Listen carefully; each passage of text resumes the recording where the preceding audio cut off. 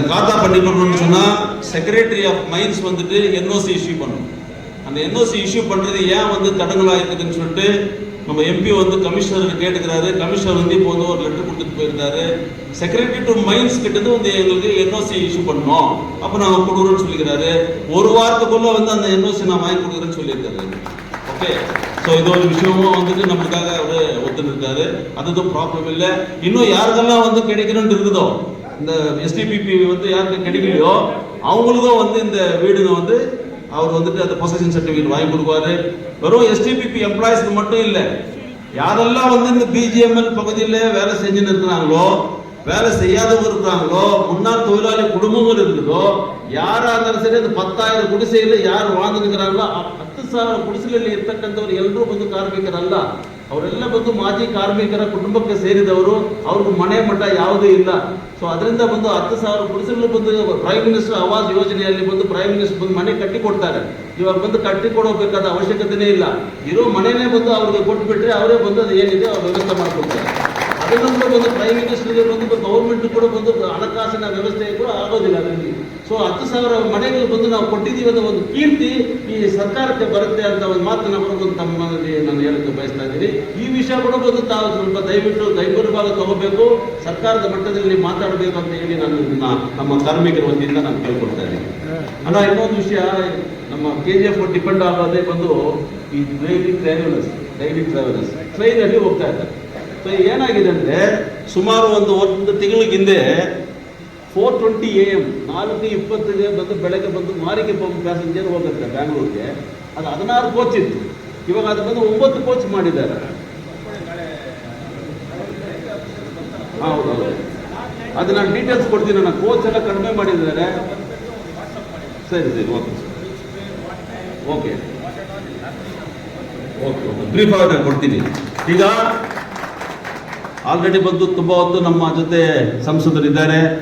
ನಿಮ್ಮ ಎಲ್ಲರ ಪರವಾಗಿ, ನಿಮ್ಮ எல்லாருடைய உங்களுடைய சார்பில் அவருக்கு ஒரு சின்னதாக வந்து ஒரு சன்மானம் பண்ணுறதுக்காக வந்ததுக்காக first time he is addressing the BGML workers and he has taken up so many steps. ಅನೇಕ ಸಮಸ್ಯೆಗಳು ಬಂದು BGML ಕಾರ್ಮಿಕರು ಮೋಸ ತಗೊಂಡಿದ್ದಾರೆ. ಮುಂದೇನೂ ಬಂದು ನಾನು ಮಾಡ್ತೀನಿ ಅಂತ ಏನೊಂದು ಆಶ್ವಾಸನೆ ಕೊಟ್ಟಿದ್ದಾರೆ.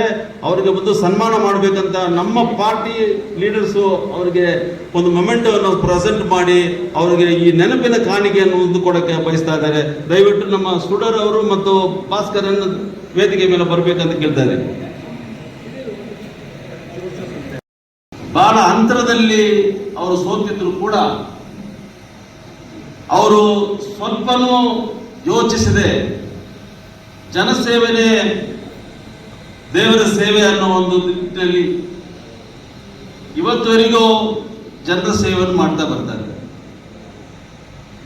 நாவிவத்து அவரை கருதுறதோ என்னுடைய அருமையான அன்பு தோழர்களே, என்னுடைய அன்பு தாய்மார்களே, நான் எதுக்காக கன்னடாவில் முழுசா பேசுறேன்னு சொன்னா, வந்திருக்கக்கூடிய எம்பி கன்னடா வந்து ரொம்ப தெளிவா புரியும், தமிழ் உங்களுக்கு புரியும், கன்னடாவும் உங்களுக்கு புரியும், இங்கிலீஷும் உங்களுக்கு புரியும். இருந்த போதிலும் அவருக்கு தெளிவு. Give me one representation, I can talk to the minister ಅಂತ ಒಂದು ಮಾತು ಹೇಳಿದ್ದೆ, ಬಟ್ ಅದು ಆಗ್ತಾ ಇಲ್ಲ. ಯಾಕೋ ಇವತ್ತು ಒಂದು ನೀವು ಇದು ಕೊಟ್ಟಿದ್ದೀರಾ. ಆದರೆ ನಾನೇನು ಹೇಳಕ್ಕೆ ಇಷ್ಟಪಡ್ತೀನಿ ಅಂದರೆ, ಲಾಸ್ಟ್ ಸೆಷನ್ಸ್ ಇದ್ದಾಗ December I think 17th or 18th I met the secretary mines. I told him about this problem, BGML problem ನಾನು ಹೇಳಿದೆ. ಆದರೆ ಅವ್ರು ಏನು ಹೇಳ್ತಾರಂದರೆ, everything has been settled according to special STBF ಅಲ್ಲ, ಸ್ಪೆಷಲ್ ಟರ್ಮಿನಲ್ ಬೆನಿಫಿಟ್ ಸ್ಕೀಮ್ ಅಲ್ಲಿ ಎಲ್ಲ ನಾವು ಗೌರ್ಮೆಂಟ್ ಹ್ಯಾಸ್ ಸೆಟಲ್ಡ್ ಎವ್ರಿಥಿಂಗ್ ಅಂತ ಒಂದು ಇದು ಹೇಳ್ತಾರೆ ನನಗೆ.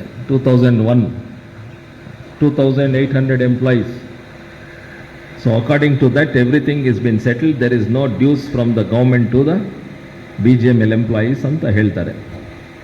ಬಟ್ ಅದಾದಮೇಲೆ ನಾನು ಹೇಳಿದೆ ಹಿಂಗೆ ಕೇಸ್ ಎಲ್ಲ ಆಗಿದೆ ಅಂತ. So if the cases are happening, I cannot do anything, sir. So if they have won in the High Court, we'll go for the next appeal.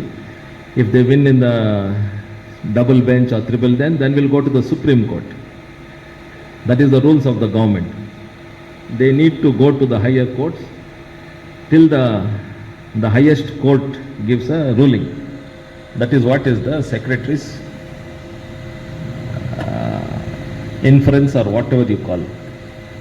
But ಅದ್ರ ಬಗ್ಗೆ ನಾನು ಅಲ್ಲೇ ಸ್ಟಾಪ್ ಮಾಡಿದೆ, ಯಾಕಂದರೆ ಬಿಕಾಸ್ ಅಗೇನ್ ಹೈಕೋರ್ಟ್ ಆರ್ಡರ್ ಬಂದಿತ್ತು, ಮತ್ತು ರಾಜೇಂದ್ರನ್ ಅವ್ರು ಹೇಳಿದರು ನನಗೆ ಇದೊಂದು ಮೀಟಿಂಗ್ ಮಾಡೋಣ, ಅದಾದಮೇಲೆ ನೀವು ಅಗೇನ್ ಯು ಕ್ಯಾನ್ ಮೀಟ್ ಅಂತ. ಸೊ ಅದಕ್ಕೆ ಐ ಸ್ಟಾಪ್ ದೇರ್ ಓನ್ಲಿ.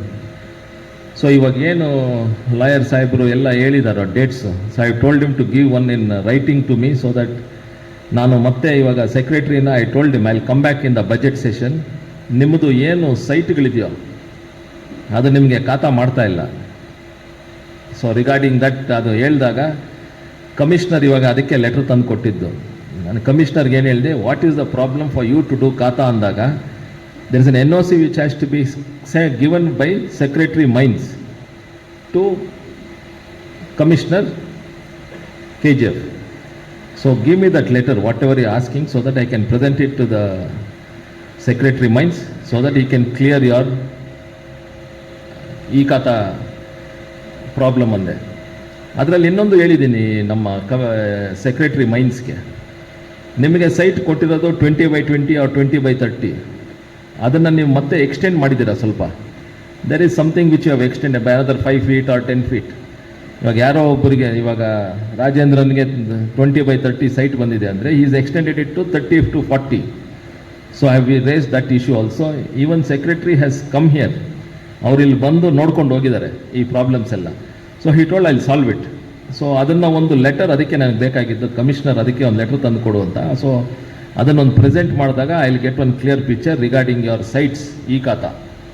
ನಿಮಗೆ ಆ ಪ್ರಾಬ್ಲಮ್ ಇದೆಯಲ್ಲ, ಸೈಟ್ಸ್ದು ಪ್ರಾಬ್ಲಮ್ ಇದೆಯಲ್ಲ ನಿಮಗೆ, ಈ ನಿಮ್ಮ ಹೆಸರಿಗೆ ಇನ್ನೂ ಖಾತಾ ಮಾಡಿಕೊಡ್ತಾ ಇಲ್ಲ. ಅದೇ ಯಾರಿಗೂ ಮಾಡಿಕೊಟ್ಟಿಲ್ಲ. This is the issue, this is the issue. So ಅದನ್ನು ಒಂದು ಈ ಸತಿ ನಾನು ಇದಕ್ಕೆ ಹೋದಾಗ ಮಾಡಿಕೊಡ್ತೀನಿ. ಅಲ್ಲಿ ಹೋದಾಗ ನಮ್ಮ ಲಾಯರ್ ಸಾಹೇಬರು ಏನು ಕೊಡ್ತಾರೋ, because whatever he told me, ಇವಾಗ ಏನು ಸ್ಪೀಚಲ್ಲಿ ಹೇಳಿದ್ರು ಈ dates according to this High Court, ಮತ್ತೆ ಅಪೀಲ್ಗೆ ಹೋದಾಗ they are not going with the law, they are going against the law ಅಂತ ನೀವೇನು ಹೇಳಿದ್ರು. So regarding those points also that time I will meet the secretary as well as the minister. ಅದನ್ನು ನಾನು ಮಾಡೋಕ್ಕೆ ಸಿದ್ಧವಾಗಿದ್ದೀನಿ. But ನಾನು ಒಂದು ಹೇಳೋಕ್ಕೆ ಏನು ಇಷ್ಟಪಡ್ತೀನಿ ಅಂದರೆ, ನಿಮಗೆ ಏನು ಈ 14-15 ಅಸೋಸಿಯೇಷನ್ಸ್ ಇದೆಯೋ, get it under one umbrella. ಇವಾಗ ನೀವು ಇಲ್ಲಿರ್ತೀರ, ನೀವು ನನ್ನ ಹತ್ರ ಮಾತಾಡ್ತೀರಾ, ಡೆಲ್ಲಿಯಲ್ಲಿ ಒಂದು ರೆಪ್ರೆಸೆಂಟೇಷನ್ ಹೋಗಿರುತ್ತೆ, ಅಲ್ಲಿ ಸೆಕ್ರೆಟರಿ ರೆಪ್ರೆಸೆಂಟೇಷನ್ ಕೊಟ್ಟರೆ ಇನ್ನೊಂದು ನಿಮ್ಮದೇ ಅಸೋಸಿಯೇಷನ್ನು ಇನ್ನೂ ಒಂದಲ್ಲಿ ಕೊಟ್ಟಿರುತ್ತೆ ಒಂದು representation. So even they are getting confused. ಅರ್ಥ ಆಯ್ತಾ? ಇವಾಗ ನಾನು ಹೋಗಿ ಸೆಕ್ರೆಟರಿ ಮಾತಾಡ್ತೀನಿ, ಅದ್ರ ಜೊತೆ ನಾನು ಅವ್ರು ಇನ್ನೊಬ್ರು ಹೋಗಿ ನಾನು BJML ಅಸೋಸಿಯೇಷನ್ನು, even we are part of case, even we have won the case, so according to that you please do ಅಂತ ಹೇಳಿದಾಗ, ಇವಾಗ ಯಾರಾದರೂ ಸ್ಟೂಡೆಂಟ್ಗೆ ಒಂದು ಕ್ವಶನ್ ಪೇಪರ್ ಕೊಟ್ಟರೆ ಆನ್ಸರ್ ಮಾಡ್ಬೋದು, 3 ಕ್ವಶನ್ ಪೇಪರ್ ಕೊಟ್ಟು. So that is what the problem is happening.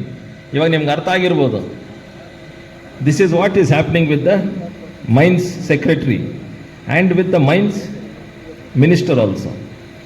So please get everyone under one umbrella and give one representation. Artha aita sir? This is what is happening there. So even I can't do anything. Even I can't go and tell him, no, whatever I am saying is right anta. Because he has to take everyone's representation. He has to go through it. When I am telling A plus B is C, other person is saying A plus C is C. So ಹಿಂಗೆ question ಹಿಂಗೆ confuse ಆಗಿ ಕೂತ್ಕೊಳ್ತಾ ಇದೆ. So I think you have to sort out that problem. I think there are 3-4 associations which are still active and doing all these things. If you set right those things and give me, again in March, one more session is there, from March 10th to April 4th, at least by that time. Because I think last time there was a meeting, I think there were 1-2 months back there was some issue which happened. And again, there was a meeting which happened amongst the BJM employees.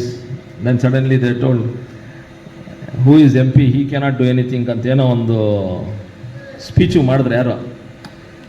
So I am not against that ಅರಾಟ್.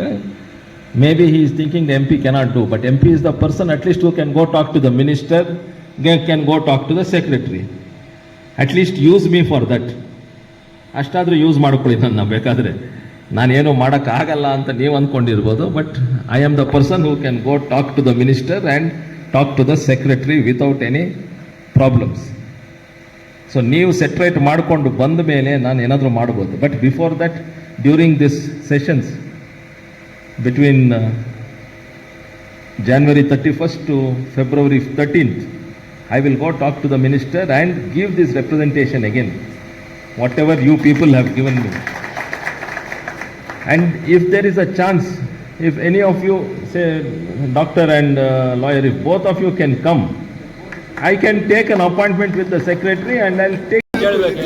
Sir ಇವಾಗ ಬಂದಿದ್ದೀರಾ ಏನು BGML employees whatever that settlement they wanted, ಆ issue raise ಮಾಡೋಕ್ಕೆ ಇವತ್ತು ನಮ್ಮನ್ನು ಕರೆದಿದ್ದು sir. As an MP they had called me today to put in their views. ನಾನು ಅವ್ರಿಗೆ ಏನು ಹೇಳಿದ್ದೀನಿ ಅಂದರೆ, ಏನು ಇವಾಗ ಈ 14-15 ಯೂನಿಯನ್ಸು ಇಲ್ಲಾಂದರೆ ಅಸೋಸಿಯೇಷನ್ಸ್ ಅಂತ ಏನಿದೆಯೋ, ನಾನು ಮೊನ್ನೆ ಸೆಷನ್ಸಲ್ಲಿದ್ದಾಗೆ 2-3 ಜನ ಅಸೋಸಿಯೇಷನಲ್ಲಿ ಹೋಗಿ ಸೆಕ್ರೆಟ್ರಿ ಅವ್ರನ್ನ ಮಾತಾಡಿ ಅವ್ರಿಗೊಂದು ಮೆಮೊರಾಂಡಮ್ ಕೊಡ್ತಾರೆ. ಅದಾದಮೇಲೆ ನಾನು ಹೋಗಿ ಮಾತಾಡೋವಾಗ even the secretary is confuse. That is why ಡಾಕ್ಟ್ರನ್ನ ಮತ್ತು ಅಡ್ವೊಕೇಟ್ ಸಾಹೇಬ್ರು ಏನಿದಾರೋ, ಏನು ಹೈಕೋರ್ಟಲ್ಲಿ ಆಗಿದೆ ಅಂತೆಲ್ಲ ಅಂದಿದ್ದಾರೋ ಅವ್ರನ್ನೆಲ್ಲ ಬಂದು ದಯವಿಟ್ಟು ಇದನ್ನು ನೀವು ಪ್ರಾಬ್ಲಮ್ ಇವು escalate the problem to the secretary and ministry ಅಂತ ಹೇಳಿದ್ದೀನಿ. ಸೊ ಅವ್ರಿಗೂ ಅರ್ಥ ಆಗುತ್ತೆ which is correct, which is wrong ಅಂತ. ಅದಾದಮೇಲೆ you can take a step forward. ನಾನಿದು 6 ತಿಂಗಳಿಂದ ಹೇಳ್ತಾನೆ ಇದ್ದೀನಿ, ಇದು ಇವತ್ತವರೆಗೂ ಏನೂ ಇಲ್ಲ. ಬಟ್ ಏನೋ ಇವತ್ತು ಎಲ್ಲರೂ ಸೇರಿದ್ದಾರೆ. ನಮ್ಮ ಅಡ್ವೊಕೇಟ್ ಸಾಹೇಬರು ಬಂದಿದ್ದಾರೆ, ಮತ್ತು ಡಾಕ್ಟರ್ ರಾಜೇಂದ್ರನ್ ಅವರು ಇದ್ದಾರೆ, ಮತ್ತು ನಮ್ಮ ಇಲ್ಲಿ ಕೆ ರಾಜೇಂದ್ರ ಎಲ್ಲ ಇದ್ದಾರೆ. So let us see how best it can be done. ಯಾಕಂದರೆ 3 ವಾರ ಅಲ್ಲ, ಅದೇ ನನ್ನ ಇವಾಗ ಯಾವುದು ಕರೆಕ್ಟ್, ಯಾವುದು ಕರೆಕ್ಟ್, ಯಾವುದು ರಾಂಗು ಅಂತ ಇನ್ನು ಪ್ರೂವ್ ಮಾಡಬೇಕಷ್ಟೇ ನಾವು ಇಲ್ಲಲ್ಲಿ. ಅದು ಬಿಟ್ಬಿಟ್ಟು ಇವಾಗ ನೀವು ನಾವು ಹಿಂಗೆ ಇದೆ ಅಂದರೆ ಇನ್ನು ಈ ನಮ್ಮದು 5 ವರ್ಷ ಕಳೆದೋಗುತ್ತೆ. It all depends on the people, on the employees. ಪಾಪ ಇನ್ನು ಅವ್ರು ಸಫರ್ ಆಗ್ತಾರದು. ಸರಿ, ಇದನ್ನು ಸಾಲ್ವ್ ಮಾಡೋಕ್ಕಂದ್ರೆ ಇವ್ರು ಏನು ಎಕ್ಸ್ಪ್ಲೇನ್ ಮಾಡ್ತಾರೋ ಅದರಲ್ಲಿ ಇವಾಗ ದೇಶ ತೊಗೊಳಕ್ಕೆ ಸೆಕ್ರೆಟ್ರಿ. ಸರ್, ಒಂದು ಕಡೆ BGML ಇಶ್ಯೂ ನೀವು ಆಲ್ರೆಡಿ ಹೇಳಿದ್ದೀರಾ, you take up the issue with the central ಅಂತ. ಪ್ರಿಯಾರಿಟಿ ಫಾರ್ ಇದು ರೈಲ್ವೇಸ್ ಇದೆ. ಈಗ ಮಾರಿಗೋಪಟ್ಟು ಕುಪ್ಪಮ್ಮು ಯಾವ ಸ್ಟೇಜಲ್ಲಿದೆ, ಅದು ಸ್ವಲ್ಪ ಪ್ರಿಯಾರಿಟಿ ಕೊಡಿ ಅದಕ್ಕೆ. ಒಂದು ಎಕ್ಸ್ಟೆನ್ಷನ್ ಹ್ಯಾಪನಿಂಗ್. ನಾಳೆ ನನ್ನ ಇಂಜಿನಿಯರಿಂಗ್ ಸೆಕ್ಷನ್ನು ಮತ್ತು ಕಮರ್ಷಿಯಲ್ ಇಬ್ಬರನ್ನೂ ಬರೋಕ್ಕೆ ಹೇಳಿದ್ದೀನಿ. ದ ಹೆಡ್ಸ್ ಆಫ್ ಇದು ಬ್ಯಾಂಗ್ಳೂರು ಡಿಪಾರ್ಟ್ಮೆಂಟ್ ಕೋಲಾರ ಆಫೀಸ್ ಬರೋಕ್ಕೆ ಹೇಳಿದ್ದೀನಿ. Whatever is there we are trying to do as fast as possible. ಏನೋ ಒಂದು ಡೆಡ್ಲೈನ್ ಕೊಟ್ಟಿದ್ದಾರೆ. ಆ ಡೆಡ್ಲೈನ್ ಏನು ನಾಳೆ ನೋಡಿಕೊಂಡು ಅದನ್ನು ಯಾವಾಗ ಆಗುತ್ತೆ ಏನು ಅಂತ then again I will give one memorandum to the ಇದು ನಾಳೆ ಎಷ್ಟೊತ್ತು 11 o'clock ಎಲ್ಲ ಡೀಟೇಲ್ಸ್ ಕೊಡ್ತಾರೆ. ಸರ್, ಇವಾಗ BGML ಎಂಪ್ಲಾಯ್ ಇಶ್ಯೂ ಬಂದಿರಲ್ಲ ಸರ್, ಏನು ಅವ್ರಿಗೆ ಅಶ್ಯೂರೆನ್ಸ್ ಕೊಡ್ತಾ ಇದ್ದೀರಿ? ಮನೆಯದೊಂದು ಅಶ್ಯೂರೆನ್ಸ್ ಕೊಟ್ಟಿದ್ದೀನಿ ನಾನು. ಮನೆಯದೊಂದು ಅಶ್ಯೂರೆನ್ಸ್ ಕೊಟ್ಟಿದ್ದೀನಿ. ಏನು ಅವ್ರದ್ದು NOC ಏನು ಬೇಕು ಅಂತ ನಮ್ಮ ಇವ್ರು ಕೇಳ್ತಾ ಇದ್ದಾರೆ, ನಮ್ಮ ಕಮಿಷನರ್. ಯಾಕೆಂದರೆ ಅದು ಆಲ್ರೆಡಿ ಎಕ್ಸ್ಪ್ಲೇನ್ ಮಾಡಿದ್ದೀನಿ. ಅದು ಸೆಕ್ರೆಟ್ರಿ ಮೈನ್ಸ್ಗೂ ಗೊತ್ತು. ಯಾಕೆಂದರೆ ಅವ್ರಿಗೆ ಅಲಾಟ್ಮೆಂಟ್ ಆಗಿರೋ ಸೈಟ್ 20/20 ಇಲ್ಲ 20/30 ಅದು ಸ್ವಲ್ಪ ಎಕ್ಸ್ಟೆಂಡು ಮಾಡ್ಕೊಂಡಿದ್ದಾರೆ. ಅಲ್ಲಿರೋ ಜನ ಇನ್ಹ್ಯಾಬಿಟೆಂಟ್ಸ್ ಇನ್ನೊಂದು 5-10 ಅಡಿ ಎಕ್ಸ್ಟ್ರಾನು ಮಾಡ್ಕೊಂಡಿರೋದು ಅದು ಅವ್ರಿಗೂ ಗೊತ್ತು. Secretary he will try to solve it ಅಂತ ಹೇಳಿದ್ದಾರೆ. ಇವಾಗ ಇದನ್ನು ಏನು ಇವಾಗ ಕಮಿಷನರ್ ಹತ್ರನೇ ಅಫಿಷಿಯಲ್ ಲೆಟ್ರ್ ತೊಗೊಂಡಿದ್ದೀನಿ. NOC ಒಂದು ಬೇಕು ನಿಮಗೆ ಅಂತ. NOC ತೊಗೊಂಡು ಅದು ಏನು ಡಿಸೈಡ್ ಮಾಡ್ತಾರೋ ನೋಡಬೇಕಾಗುತ್ತೆ. ಒಂದು ಅದು. ಸೆಕೆಂಡು, ಇವಾಗ ನಾವು ನಿಮ್ಗೆ ಆವಾಗಲಿಂದ ಅದೇ ಹೇಳ್ತಾರೆ, 18 ಅಸೋಸಿಯೇಷನ್ಸ್ ಇದ್ದಾಗ ಯಾರ ಮಾತು ಕೇಳಬೇಕು. ಸೊ ಇವ್ರನ್ನ ಕರ್ಕೊಬಂದು ಇವ್ರನ್ನ ಏನು ನಮ್ಮ ಡಾಕ್ಟ್ರು ಮತ್ತು ಅಡ್ವೊಕೇಟ್ ಏನಿದಾರೋ ಅವ್ರು ಬಂದರೆ ಅವ್ರು ಎಕ್ಸ್ಪ್ಲೇನ್ ಮಾಡಿದ್ರೆ ದಿಸ್ ಈಸ್ ಇಟ್ ಅಂತ. ಆಮೇಲೆ ಅಫಿಷಿಯಲ್ ಆಗಿ ಏನು ಹೈಕೋರ್ಟಲ್ಲಿ ಹಿಂಗಾಗಿದೆ, BGML employees are asking for VRS, not for rehabilitation. So there are 2 words which are there. One is settlement and one is rehabilitation. And the government knows that mining cannot happen in BGML. ಅದು ಅವ್ರಿಗೂ ಗೊತ್ತು. ಇವಾಗ ಹೆಂಗೆ ಹಿಂಗೆ ಲೆಟ್ರ್ಗೆ ಹೋಗಿ ಹಿಂಗೆ ಬರ್ತಾ ಇದ್ದೆ ಅವರು ಕನ್ಫ್ಯೂಸ್ ಆಗಿದ್ದಾರೆ. So let me try this final. I told there is no issue of having that. ಇದು ಏನಾದರೂ ನಾಳೆ ಏನು ಬಂದು ಆನ್ಸರ್ ಕೊಡ್ತಾರೆ ನೋಡಿಕೊಂಡು ನಾನು ಪಾರ್ಲಿಮೆಂಟಲ್ಲೇ ಒಂದು ಕ್ವೆಶ್ಚನ್ ರೇಸ್ ಮಾಡಿದೆ. ಫೆಸಿಲಿಟೀಸ್ ಎಲ್ಲ ರೆಡಿಯಾಗಿದೆ, ಕನ್ಸ್ಟ್ರಕ್ಷನ್ ಇಷ್ಟು ಖರ್ಚಾಗಿದೆ, ಕಂಪ್ಲೀಟ್ ಆಗಿ 8 ತಿಂಗಳಾಗಿದೆ. ಬಂದು ಟೇಪ್ ಕಟ್ ಮಾಡೋಕ್ಕೆ ಇದು ಮಾಡ್ಕೊಳ್ಳೋದು ಏನಿಲ್ಲ. There is no need of red tape is like the open it up ಅಂತ.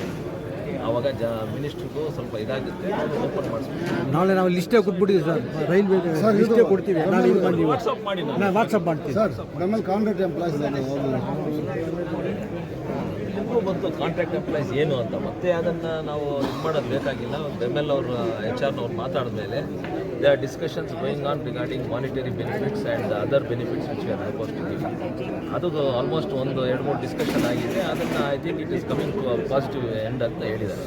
Regarding permanent employment that is not in my hand and is not in